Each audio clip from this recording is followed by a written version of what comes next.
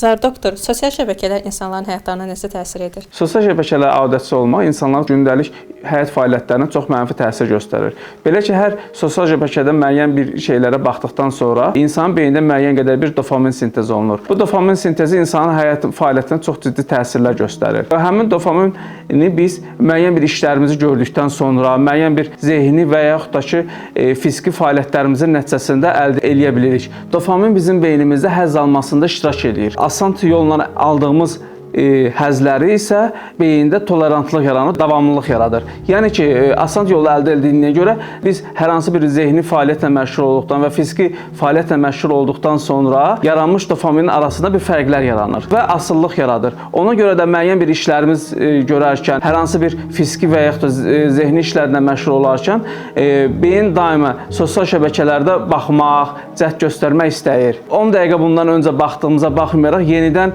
təkrar beyin onu baxmaq istəyir. Bu isə insanların diqqətində, konsentrasiya olmasında, yaddaşında və gündəlik fəaliyyətində ciddi təsirlər göstərir.